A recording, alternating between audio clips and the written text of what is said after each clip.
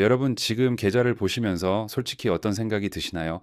리플, XRP 가격이 계속해서 지지부진하고 하락하는 모습을 보면서 '아 이거 더 빠지기 전에 지금이라도 손절해야 하나?'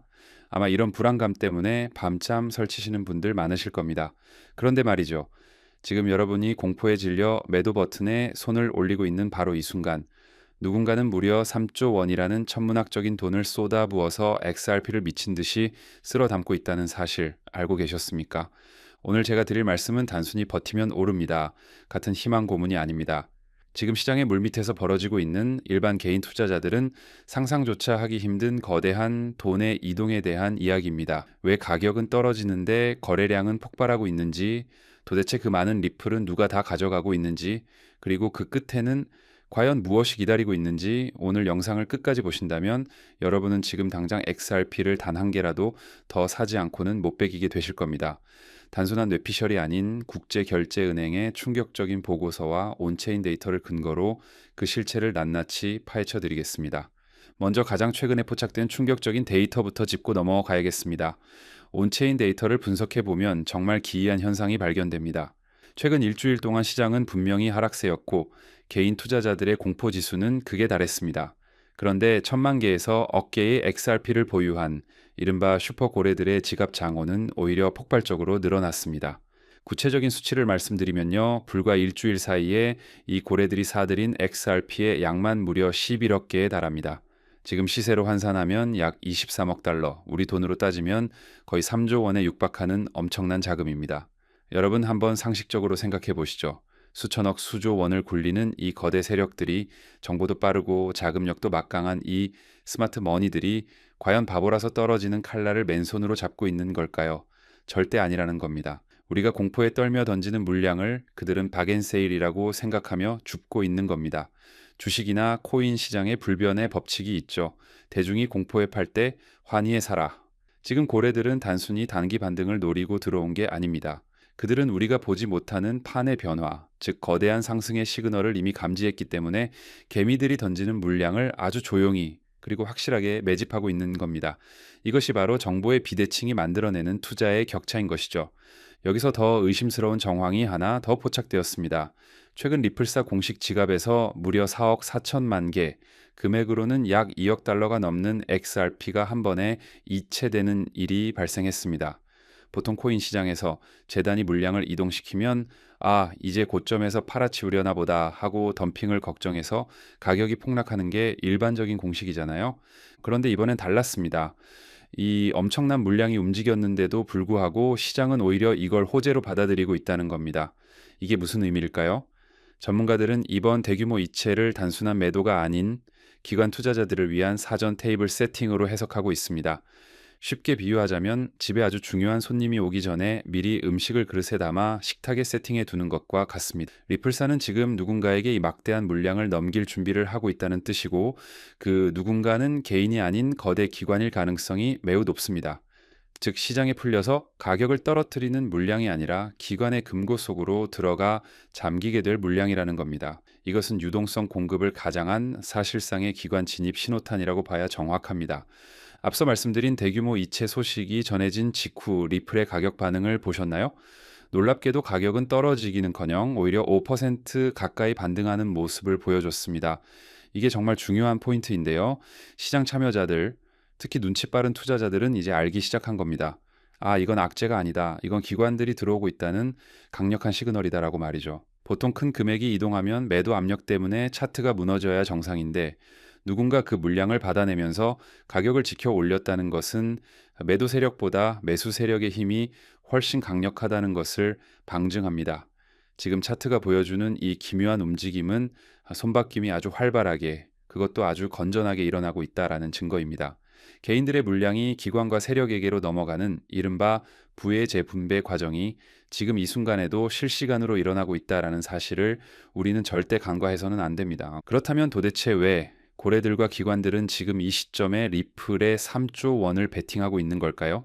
그 해답은 바로 중앙은행들의 중앙은행이라 불리는 BIS, 국제결제은행의 움직임 속에 숨어 있습니다. 최근 BIS가 주도하고 있는 엠브리지 프로젝트에 대해 들어보셨나요?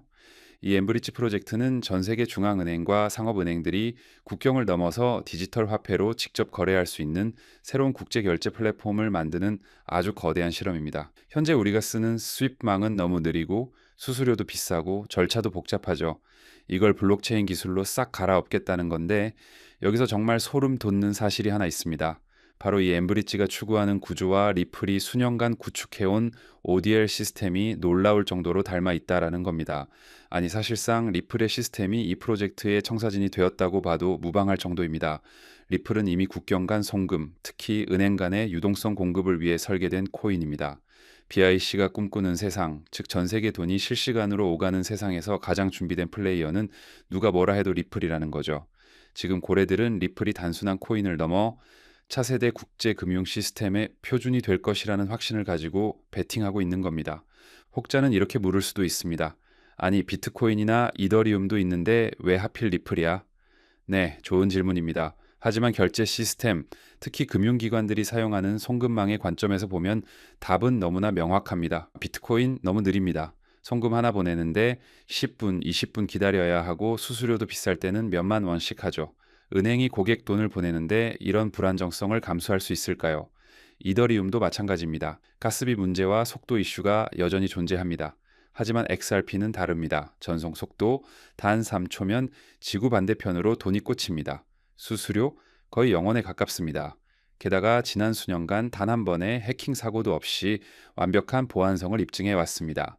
실제로 지금 동남아, 중동, 유럽의 일부 금융기관들은 이미 XRP를 활용한 송금 서비스를 실사용하고 있습니다.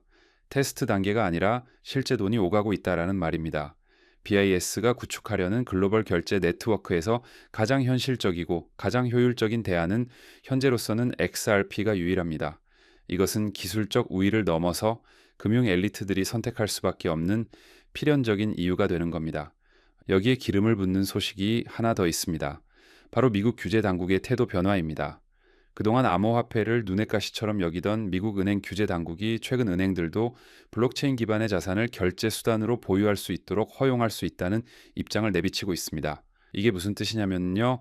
지금까지 리플은 투자 상품이나 투기 자산으로 취급받았지만 이제는 달러나 유로처럼 은행이 금고에 보관하고 결제에 사용하는 진짜 돈, 즉 제도권 통화로 인정받는 단계로 진입하고 있다라는 겁니다. 리플이 그토록 외치던 가교 통화로서의 역할이 법적으로 제도적으로 열리는 순간이 다가오고 있는 것이죠. 규제 리스크가 해소되고 은행들이 합법적으로 XRP를 보유하게 된다면 어떤 일이 벌어질까요? 전 세계 수만 개의 은행이 송금 준비금으로 XRP를 쟁여놓기 시작할 겁니다. 지금 고래들이 매집하는 3조 원은 예고편에 불과할지도 모릅니다. 진짜 메인 게임은 은행들이 지갑을 여는 그 순간부터 시작될 테니까요. 우리는 이제 XRP의 가격이 오르는 원리가 근본적으로 바뀐다는 것을 이해해야 합니다. 지금까지는 어땠나요? 누가 소송 이겼다더라, 누가 뭐라 했다더라 하는 뉴스 한 줄에 가격이 널뛰게 하는 투기적인 구조였죠. 하지만 앞서 말씀드린 BIS의 엠브리지나 은행권 도입이 현실화되면 이야기가 완전히 달라집니다. 은행과 기업들은 매일매일 돈을 보내야 합니다. 수출입 대금 결제하고 해외 송금하고 이건 선택이 아니라 필수적인 비즈니스 활동입니다. 이 과정에서 XRP가 쓰인다면 매일 매주 매달 끊임없이 XRP를 사야 하는 실수요가 발생합니다. 즉 투기꾼들이 다 팔고 떠나도 은행들은 송금을 위해 AXRP를 사야만 합니다. 가격이 떨어지면 은행 입장에서는 더 싸게 송금할 수 있으니 땡큐하고 더 많이 사겠죠. 이렇게 튼튼한 하방 지지선이 생기고 사용량이 늘어날수록 가치가 자동으로 올라가는 유틸리티 기반의 우상향 모델이 완성되는 겁니다. 이것이 바로 우리가 꿈꾸던 펀더멘탈에 의한 진정한 가치 상승입니다. 결론을 내려보겠습니다. 지금 여러분의 눈앞에 펼쳐진 이 하락장은 단순한 위기가 아닙니다. 낡은 판이 깨지고 새로운 판이 깔리는 거대한 지각 변동의 시기입니다. 개미들은 공포에 질려 떠나고 있지만 그 빈자리를 스마트한 고래들과 기관들이 채우고 있습니다.